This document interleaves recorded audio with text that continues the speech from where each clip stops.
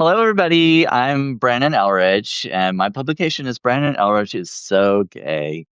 And today I'm here with Jennie O'Connor.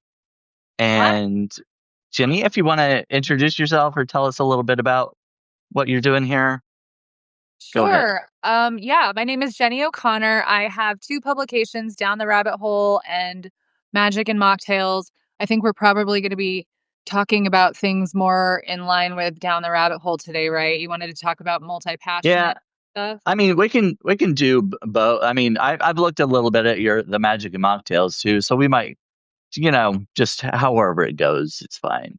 Yay. Okay. Yeah, I have questions for you about stuff like I think I heard you say something about wanting to write fiction.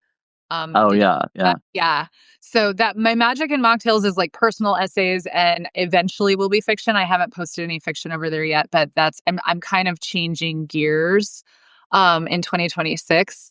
But yeah, so I mostly on my Down the Rabbit Hole publication talk about being multi-passionate. And if you are multi-passionate, you probably already know that, but it just means like wanting to do all the things. Ginger Cook, what a sweet thing to say. Aw, thanks.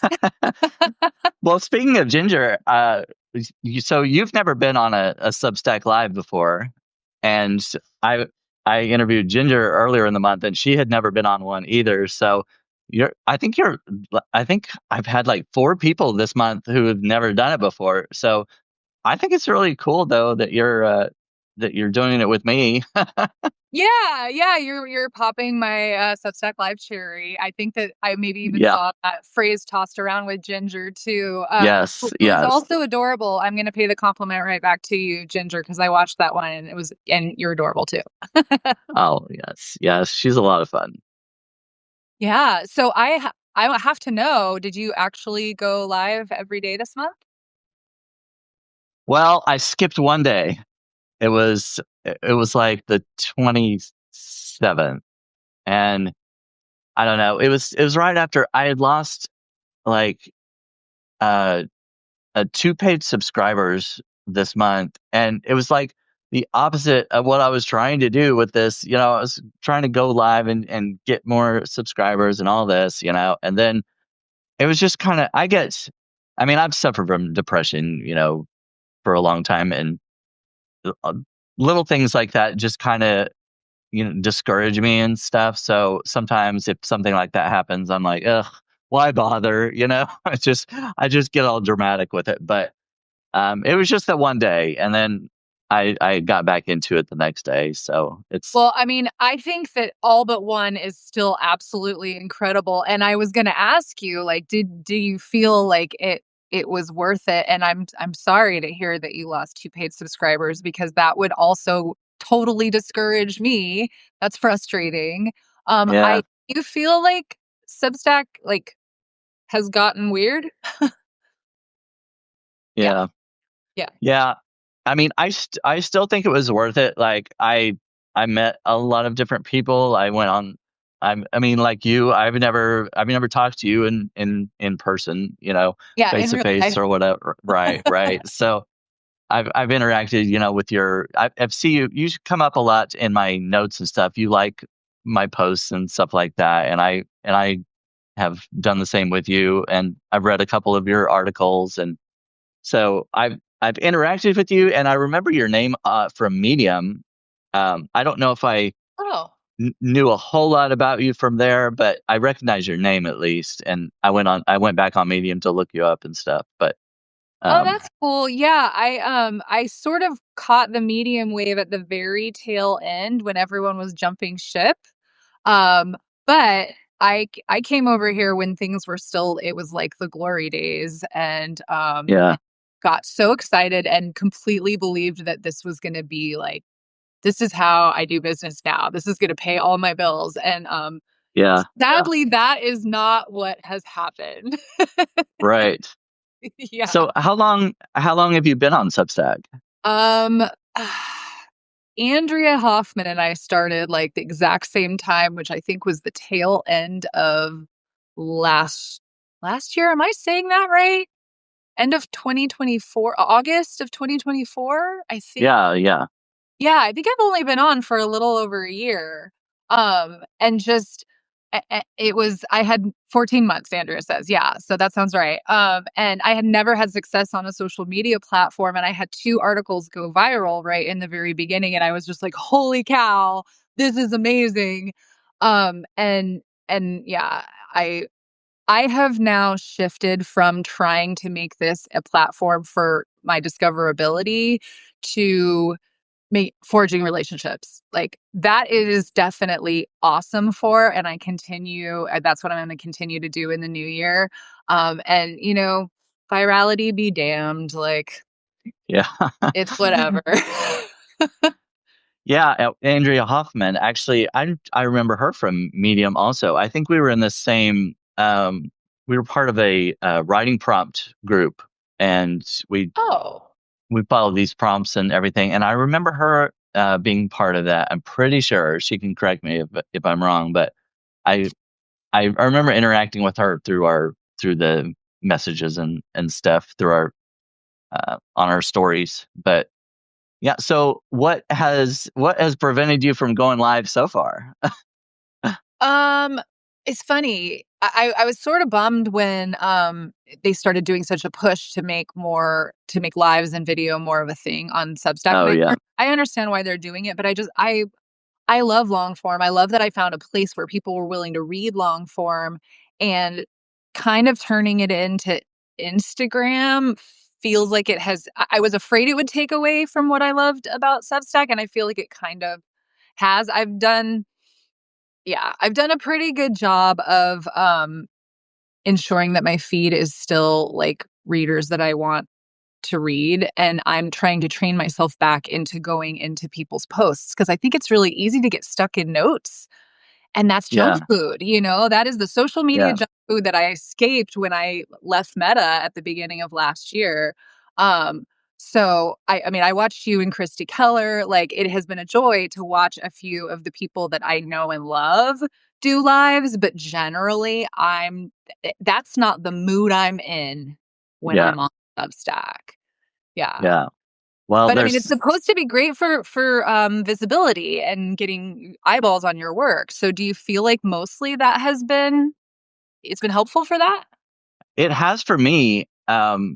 Well, I somebody in the chat I know would agree with you. Ben Yalancey, he's more he joined Substack and he's talked about wanting it to be a platform for writers and he doesn't really like the direction it goes anyway. I know he's talked about that a lot, but he just joined that in the chat. But um, yeah, I've gained a lot of subscribers from my live videos Good. and so it brings them to my articles and stuff like that and so it has helped for exposure and gaining more subscribers. It's not something I intended on doing when I signed up. Kind of the same way I was on Medium, I was writing on there and heard about Substack and thought I could make money, Yeah. and moved over here and I did not intend on doing any kind of audio podcasts, live videos, any of that stuff. I was just going to write just like I was on Medium.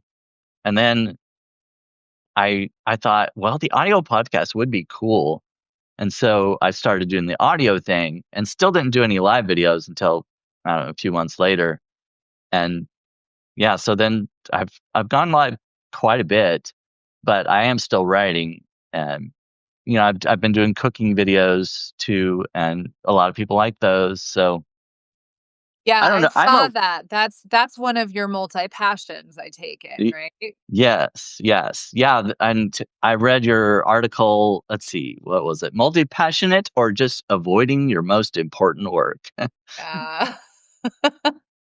Yeah, yeah, I like that term, multi-passionate. I think that, I mean, so, do you identify? Because when I say, like, most multi-passionate people know that they are this way even if they don't have a word for it. Do you identify with, like, the struggle of, for instance, you have a day and there's nothing planned in that day, or, like, you get a day back for some reason, like, someone's like, "Oh, plans are canceled," and now you have all this time. Do you Is it a struggle to figure out which of all of the millions of things you wanna do to spend your time on for that day? Can you relate to that? Yeah, yeah. I wouldn't just stick to one thing. I'm sure. I mean, I would. Yeah, I can. And even if it's a working kind of day, I'll try to work on like my freelance writing stuff and on Substack and editing the videos and all that kind of stuff. It'll be everything. Yeah, yeah. I hear people sometimes try to claim multi-passion because they're, like, a lawyer with a hobby they do on the weekends, and I just wanna Oh say, yeah, that's you're a specialist with a hobby, and that's fine. I mean, we need specialists, obviously, but if it's really that there's a struggle, there's an internal struggle, and you're like, "And I know I should be working on this, but I really wanna be working on this, and oh my god, squirrel," like, that yeah. that is being multi-passionate, and, I mean, even as I was shopping for Christmas gifts for my mom, she wanted these watercolor workbooks, um, I was like, "Oh my god, I think I wanna take up watercolor in 2026." And there were Oh so yeah. many times I had to be like, stop it, you can't," because what I really wanna do in 2026 is write my novel. So that was what that piece, multi-passionate or just avoiding your most important work, was born out of, was recognizing that, yes, I love all the things, but I think I use all the things as a means to avoid the thing that I would literally regret on my deathbed if I didn't do it, which is writing my novel. So Oh that's yeah. in 2026, I'm gonna actually try to focus. No promises, but we'll see. Yeah, I kind of identify the multi-passionate thing as far as writing goes too, because on Medium I would write all kinds of different things and I would put them in different publications. I was part of a cat publication, and like poetry and all these a whole bunch of different things. But when you come to Substack, they kind of I think they kind of pressure you into like finding this specific niche, and writing that because that's what people, if they're paying for a subscription, they want this specific thing all the time. I didn't really like that idea, but I've I'm kind of stayed in a sort of niche, but I am, every once in a while I'm branching out into other things too. Yeah, I mean, I recognize that in you immediately when I said niches are for niches, absolutely. Um, because of the cooking stuff. I was like, that isn't, that's a whole, it's still creativity, but it's obviously a branch apart from what your writing is generally Right. about. Did I hear Yeah. you say you want to maybe write a cookbook eventually? Yeah, I've been thinking about that too, like coming up with my original recipes and making an entire cookbook out of those. So yeah, that's another thing. So Magic and Mocktails, I have a separate website that's just for mocktails, but the catch, the fun part of them is that they also have like beneficial ingredients in them. So they are they might have ashwagandha or collagen or just something that's actually good for you. And they're accompanied by a ritual for a particular transformation. So they're like magical mocktails, Okay. and I would ultimately like to write a book about all of those recipes too. So, totally different from the fiction or the personal essays or the self-development, and over here we're Yeah. doing mocktails. So, yeah. Yeah, I read one of the articles on Magic and Mocktails, broke ass cold plunging. Yeah. And at first I was like, I do not like the cold. I don't like cold showers. I the idea of plunging myself into an ice bath just makes me cringe. But I know there are benefits and everything. I read your article and listing all the benefits of it and everything. I'm like, I just don't know if I could do it. Here's the thing, you know right away if that sounds fucking terrible to you or not, and if it does, don't do it. I don't think it's Yeah, for you. I think there are other things you could do, like red light sauna or whatever, find another yeah, trend that you can jump on the wagon for. But I am going through perimenopause, so I run about 1 million degrees all the time. And I love them. I literally like the ice Yeah. is melted after the 4 minutes that I've been sitting in the ice bath.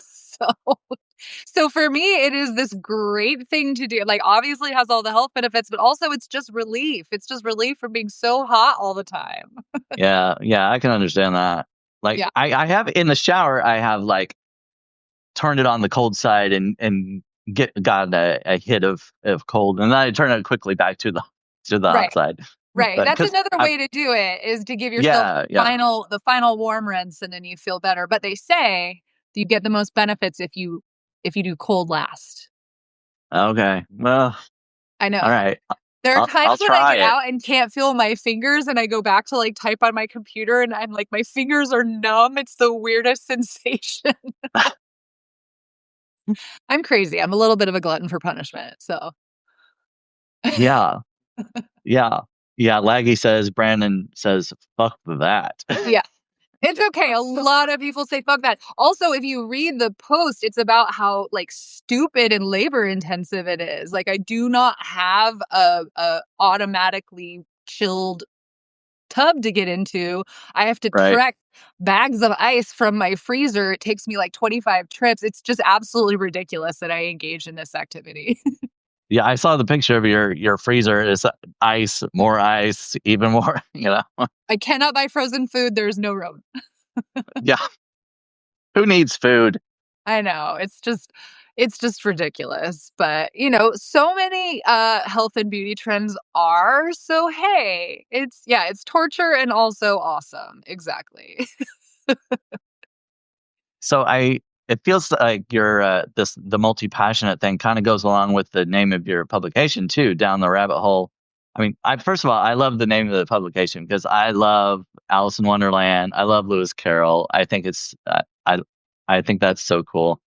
But kind of multi-passionate, I feel like you do kind of oh, I want to do this, and then that leads you to something else, and you just go down this rabbit hole. Is that kind of where you were going with the publication too? Absolutely. I mean, how many times have you looked up and hours have passed because you've been in a rabbit hole? I've started using the word as a verb, like, "Oh, I'm rabbit holing today," Yeah.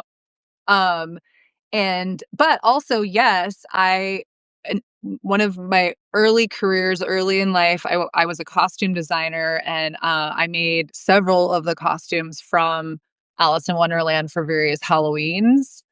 So Oh, that's cool. yeah, the caterpillar was kind of like my claim to fame, uh, and then I took this course on AI brand photography. I know that AI is very polarizing, and there are probably people that are gonna get mad at me for saying this, but I had always wanted these fantasy photo shoots that were so hard to create in real life inside of a Yeah. studio. And I joined a program. It was actually really expensive, but I learned a ton of stuff about how to create those images. So on my website, and all of the photography that accompanies my posts is me in like some form of the color palette. And I decided to go steampunk Alice in Wonderland. So my whole website is Oh, yeah. steampunk style Alice in Wonderland, but like my branding page is me as the Red Queen, the homepage is me as the Mad Hatter. It is so much fun. I absolutely love being able to like have an idea and then like make it happen in an hour, I just think that's so cool. So, I liked that it could be both. It could be something I've always been passionate about, which is Lewis Carroll and that whole story, and the fact that rabbit holing is something that multi-passionates can all relate to. Yeah. Yeah. I've worked as an AI trainer for a few years, um, just doing different types of projects, but and that's kind of polarizing too. And people might look at that and be like, "You're working for the enemy."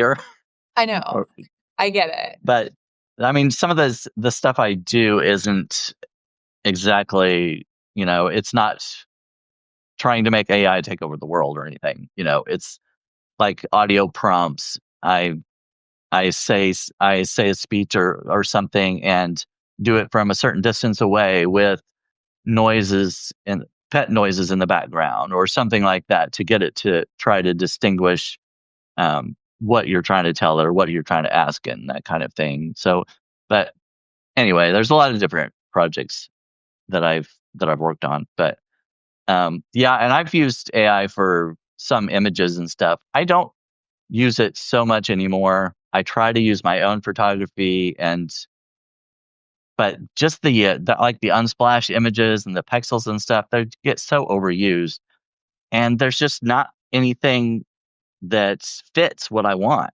That's the So thing, I always want something crazy that doesn't yeah, exist, and yes, I would love to be able to make it be my own photography or to be able to afford to hire a photographer to make that exact image yeah, that I see in my head, but, this is just easier and faster and lets me get to what I want to get to that I would not be able to accomplish otherwise. To your point right, about training and quote unquote working for the enemy, don't you yeah, think we need good ethical people who understand the like creative downsides to be involved in the building of it so that there can be some moral parameters? I mean, I think that that's super yeah, important and I think that you are playing an important role in that. You know what I mean? yeah. I feel like what I'm doing is the good part of it. I Yeah. mean, and I know Joseph Gordon-Levitt is on Substack, and he's in the AI space. He talks a lot about that, about trying to get compensation for creators when because AI goes and pulls stuff from everywhere, and they don't wherever they get it from, they're not compensating them for Right. taking their work or anything. And he's trying to get it to where laws are passed where it's kind of regulated and creators get compensated. So I think he's doing really good work on uh, on that front also. Yeah, my dream is that there's one giant class action lawsuit, we all get a little piece of it one Yeah, day. that would be nice. Yes. Yeah, yes, I mean, a girl can dream, you know? Yeah. And I think some of the companies, especially, can afford it. Meta, I think, you know, Absolutely. It wouldn't it's chump change, like, you know? Come on. yeah. Yeah. So let's see here. I wrote a few things down. Oh, in one of your in that article about multi passionates, you used a quote that I thought was pretty funny. The Cheshire Cat telling Alice, "If you don't know where you're going, it doesn't matter much where you go." Yeah, which way you go, right? Yeah, which way you go. There you go. Yeah, and I have spent so much of my multi-passionate life, like, wanting to I know I want to create, I know I want to make money as a creator, but, like, which of the things that I love should I be doing? So I actually have a course devoted to helping you if you have 25 business ideas, helping you figure out which one is the one that you should actually turn into a business, based on things like, for instance, a lot of multi-passionates get bored with something and leave it behind. Like, that's a pretty standard part of being this way. And if you use as one of your filters for deciding what to make a business out of, what aligns most with your core values, you're less likely to abandon things. You're finding something that's just Yeah, super aligned with who you are and where you want to go in your life and where you want to end up. Um, so that's one of the things that I use the same sort of system for deciding my to-do list every single day. Like, which of these things is most aligned? Sure, I want to sit down and like paint botanical watercolor, but is that yeah, is that moving the needle forward on my most important work? You know what I mean? yeah. And another thing you said is a lot of what we chase is somebody else's idea of success, which I think is very true. A friend of mine. She's always talking about the job that she has. She makes a certain amount of money, and she's kind of lamented that sadly that's the highest paid job I've ever had. And my sister does this and this and this. And, you know, I think we all get kind of caught up in the comparison trap Yeah. and that idea of success, just making a lot of money isn't necessarily success in some people's eyes. You know, I don't want a job that I hate. I don't want to go to work and make a lot of money and but be miserable all day long, you know, and dread looking at the clock and just waiting for 5 o'clock to get here and dreading going to work back to work the next day. I don't want to do that. I would rather like what I'm doing now. I love what I'm doing now. Yeah. I'm not making a lot of money at it, you know, Yeah. but I love it, and I would rather do that. I would rather enjoy what I'm doing every day and make less money than the other way around. I agree. I think that it's about redefining what success means for you because we've been raised in, I mean, this is changing slowly, but we've been raised in a specialist world. So if we're comparing ourselves to other people's accomplishments and accolades, we're measuring ourselves by a specialist's yardstick.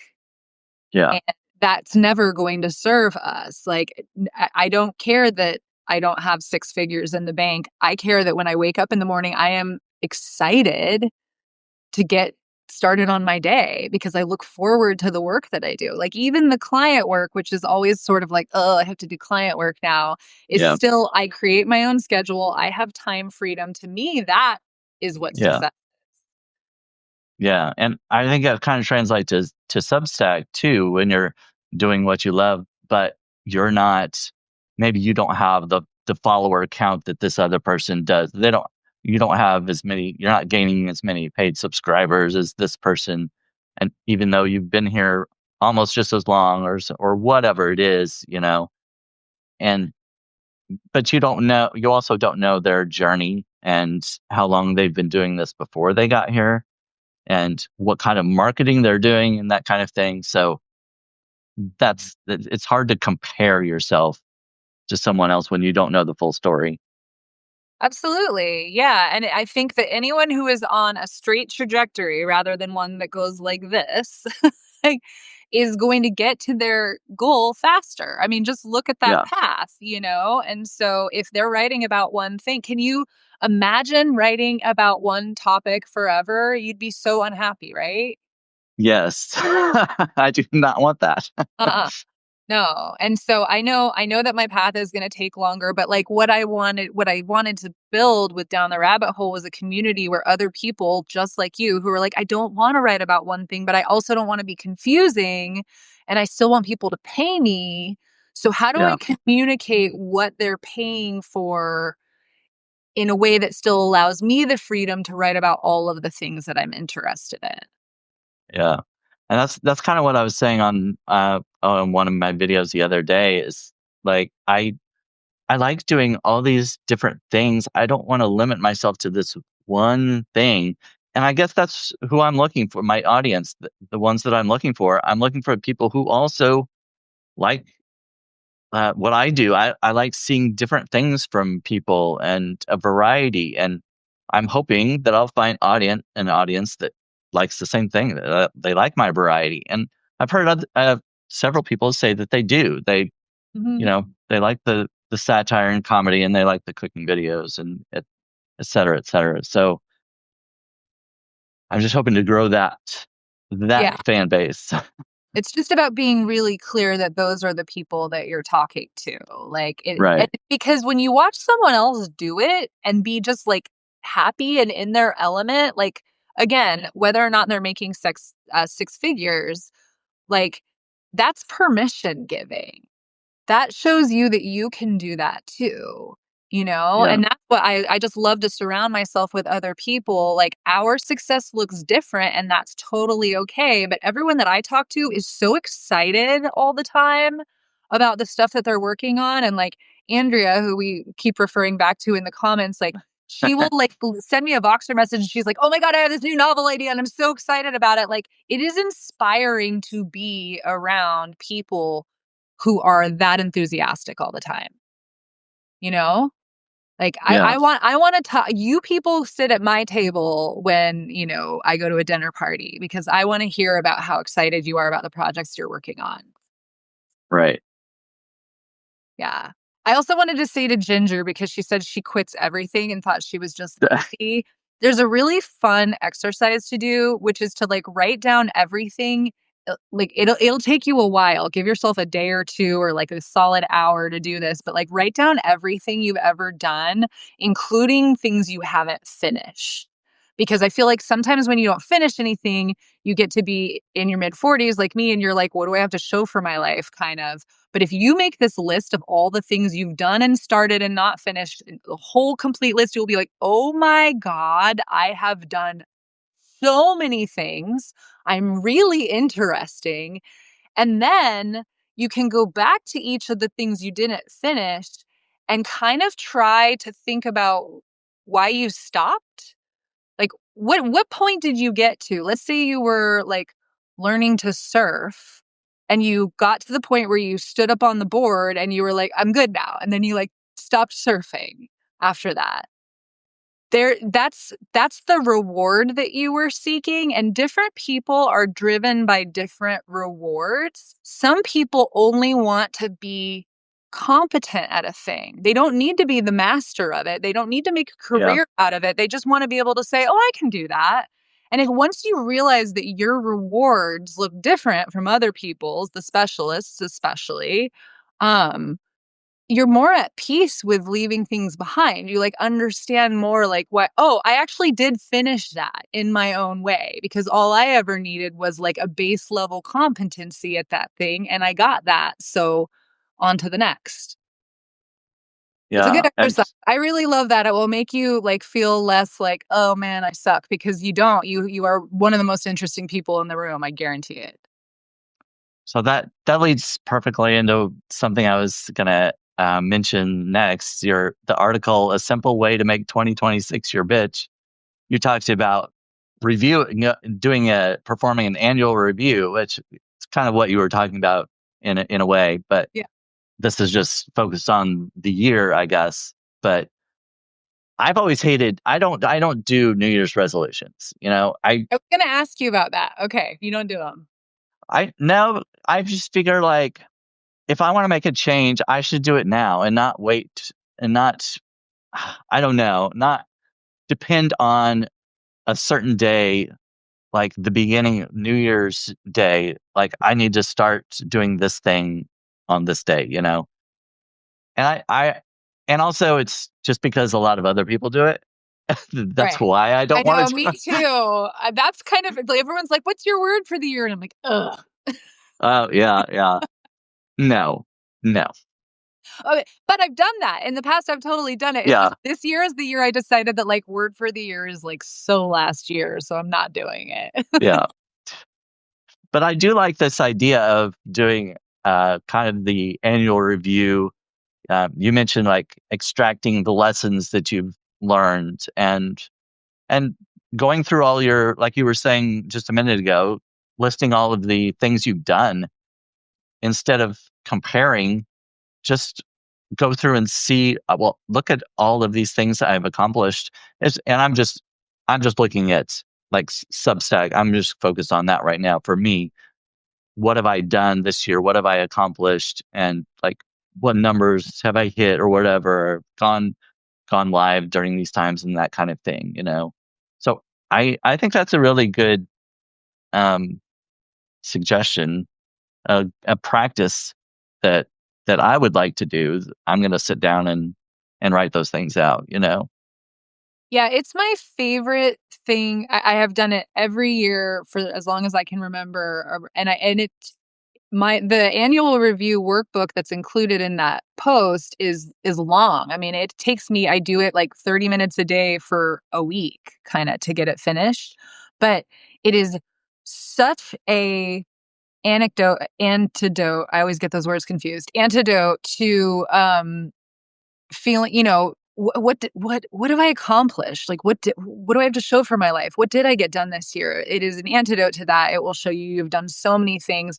And there so much growth from last year. Like, look at you. You were like, I never even thought of doing lives or Yeah, podcasts. Now here you are concluding a month of going live. That is yeah, such an achievement. And you need to take a minute and celebrate yourself for having achieved that. Yeah. Yeah. You're right.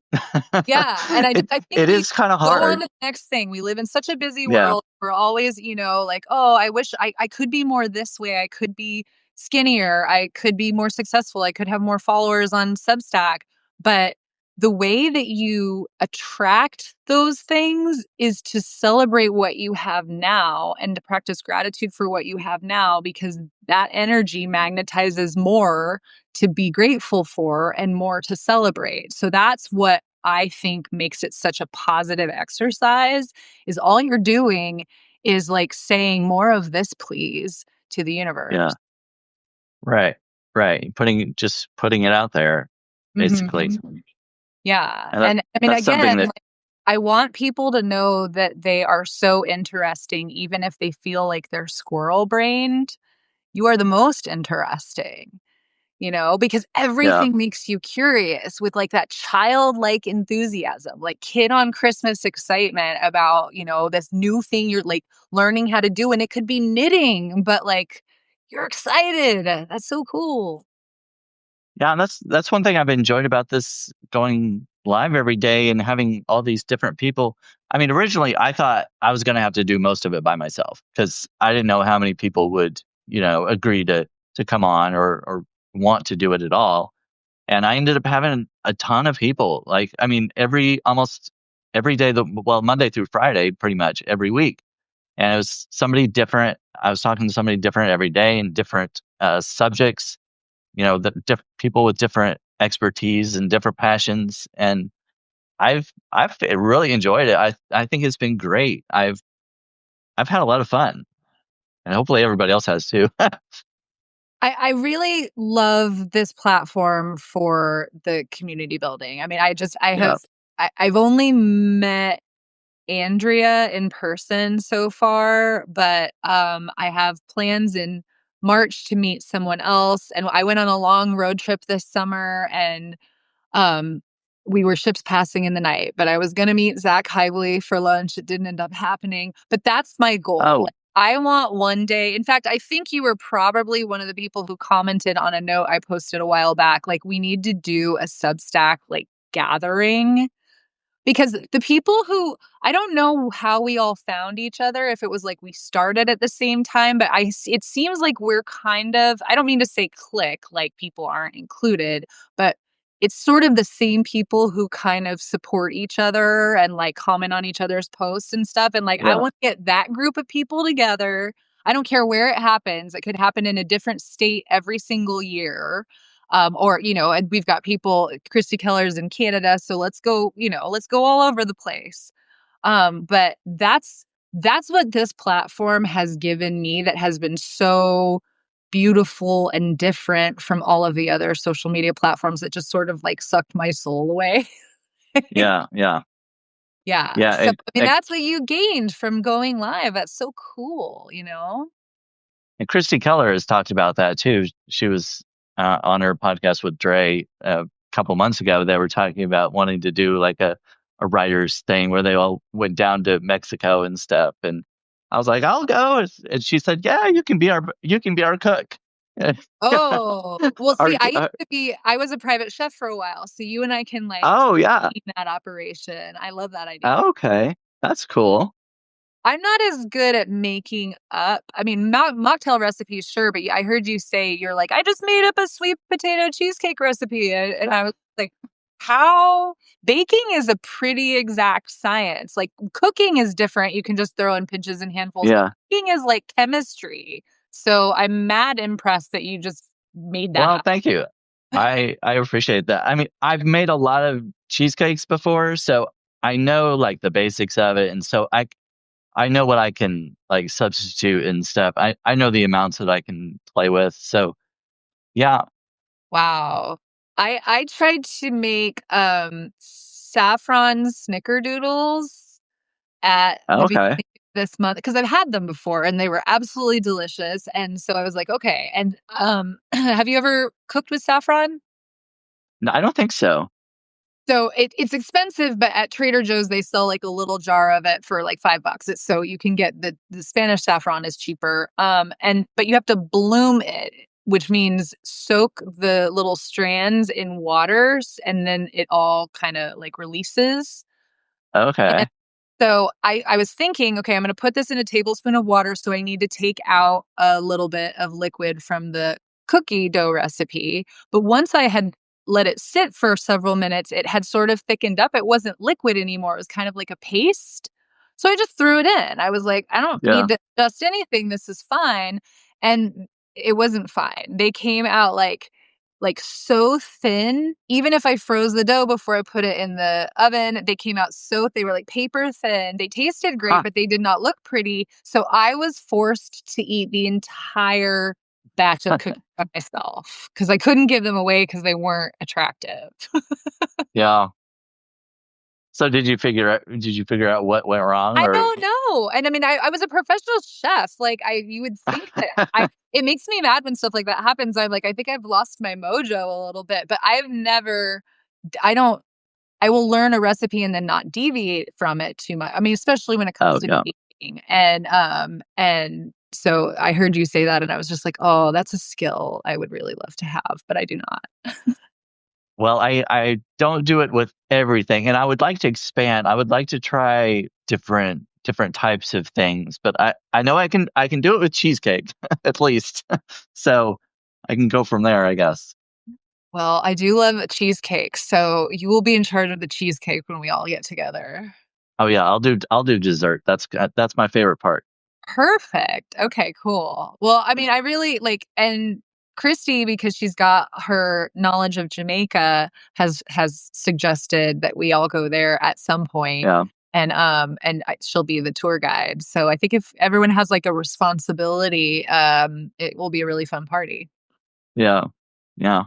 I went to a writers retreat in August, and I met Robin Wilding and Ben Yancey, who's in the chat, and a couple other writers we met in Maine.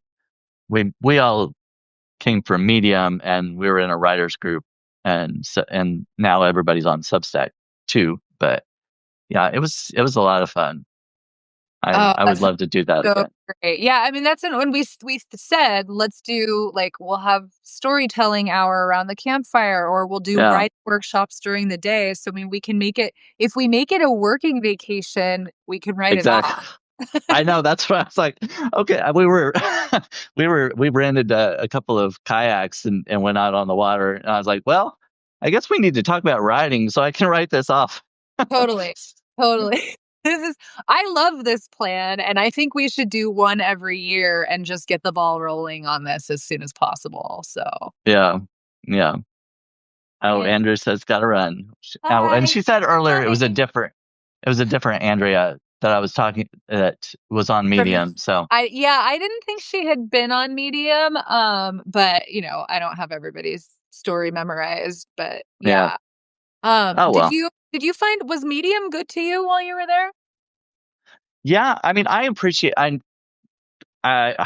I know a lot of people have complaints about it, and I've complained too, but I really appreciate what it did do. I felt like I was part of a community there of writers, and I got to the point where I was getting a bunch of articles boosted, and that really helped me at a time I really needed it. And then, of course, they changed everything around, and the boost pretty much was almost dead. And Yeah. then, so then I came to well, then I went. I got a freelance writing job that was pretty much full time, and wrote there for several months, and hardly posted on Medium at all. And then that job ended, and anyway, went back and forth, and got to Substack, and I've done pretty well here. I've gained a lot of subscribers and stuff, and met a bunch of new people, and so yeah, each platform has been good. I started off on WordPress and had a blog there, Mhm. and I did a lot of fiction and poetry, and then went to Medium, and now Substack. So there's been something good on every platform I've been on so far as the writing and community and stuff like that.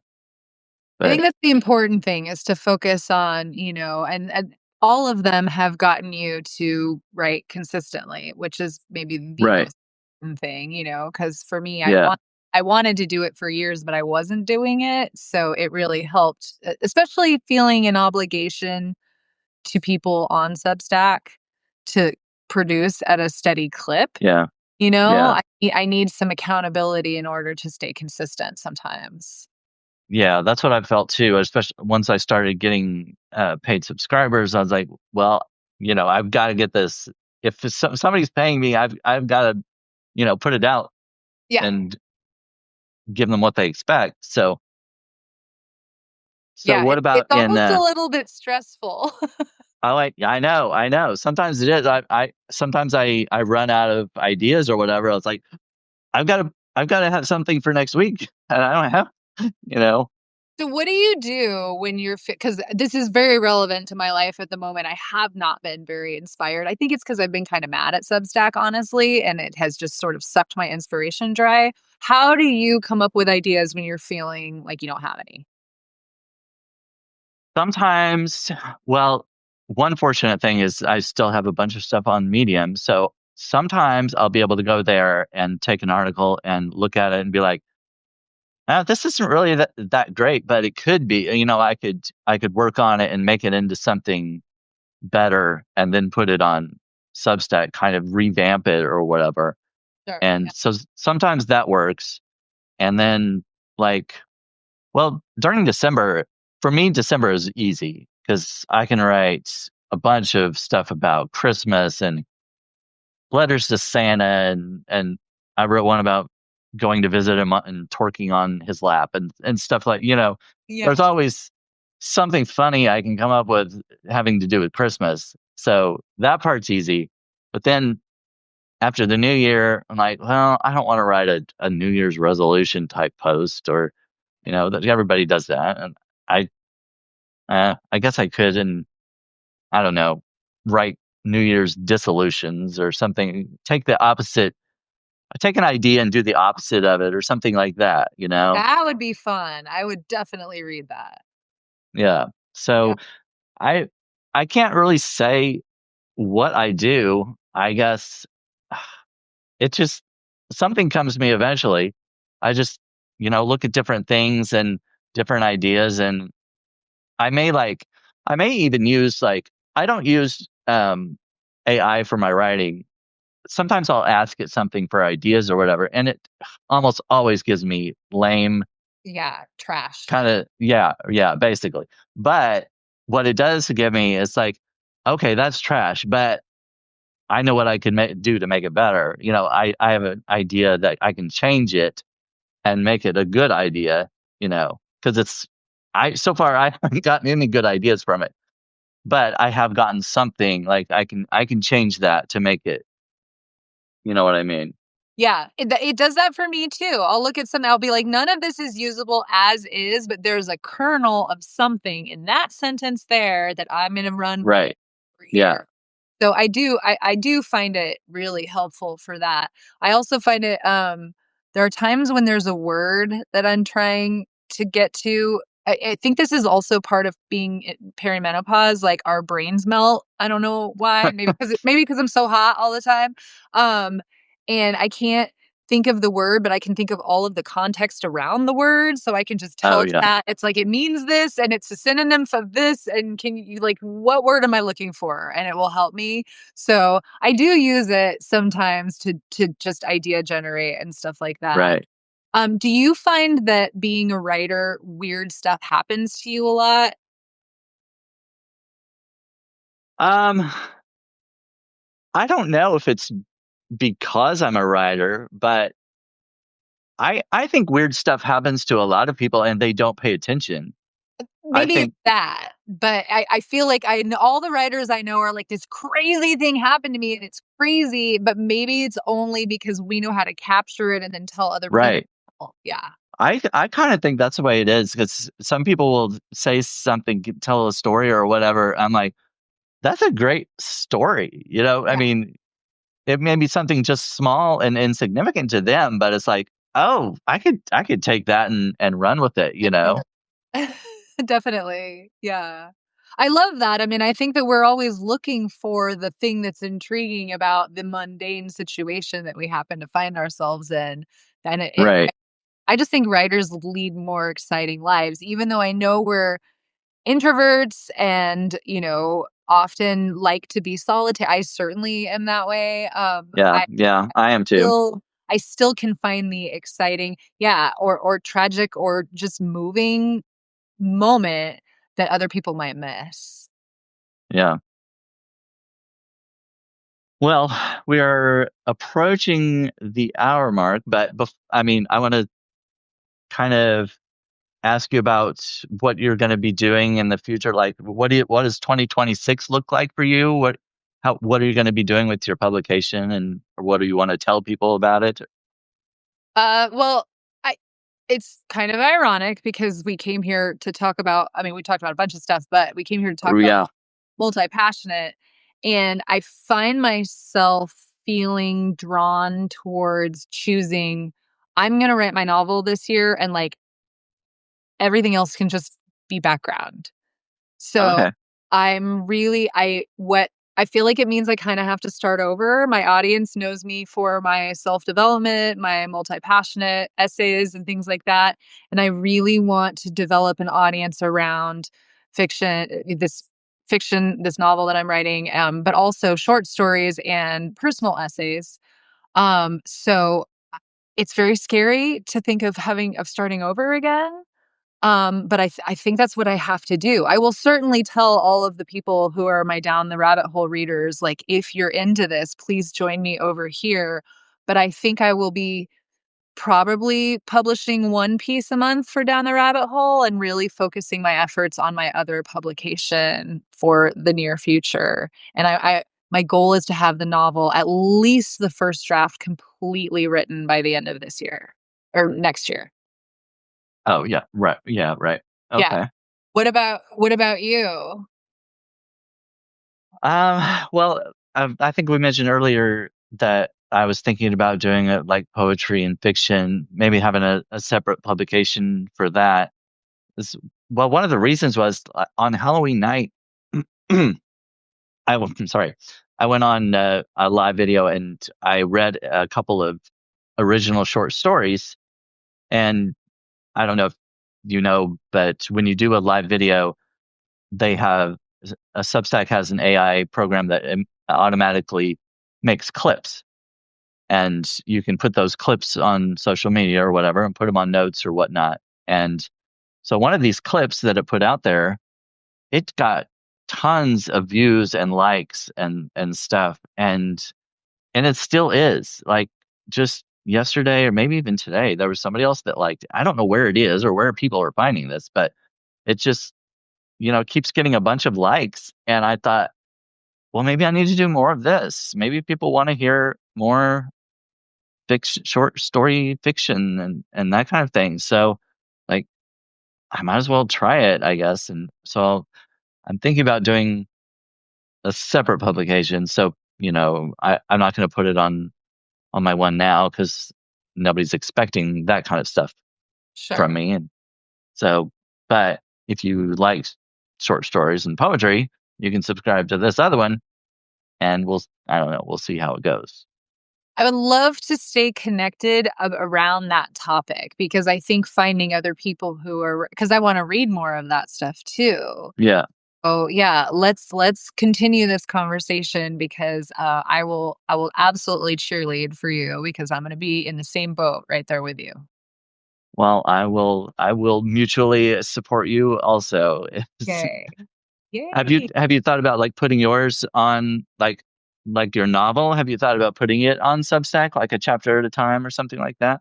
The serial release is very interesting to me, but I wonder, like, I mean, surely that's, I can't release it as a first draft. Like, surely that's way down the line when I'm actually Yeah. closer to done because right now I know it's probably mostly terrible. Oh, yeah. Yeah, Yeah. you would probably want to edit and all that kind of stuff. Get somebody Yeah. else to look at it. Yeah. Yeah, but I definitely do. I have a great idea for a short story right now, that I think will be the first thing that I publish on Magic and Mocktails in the new year, and, Okay. hopefully some people will wanna read it, so Yeah. Well, I coming on here, especially when I've done it before. I think that was really cool, and I see your name all the time, and so I was like, why not ask? I'm So, so glad you did. I've followed you, and I saw the, episode of Dre and Christie's oh podcast yeah, that you did, and, I was very excited to meet you in real life, so this was a total blast. It went by so fast, so thank you. yeah, I know. I don't think we really got to everything I kind of thought we would talk about, but that's the down the rabbit hole kind of thing. So it fits, I guess.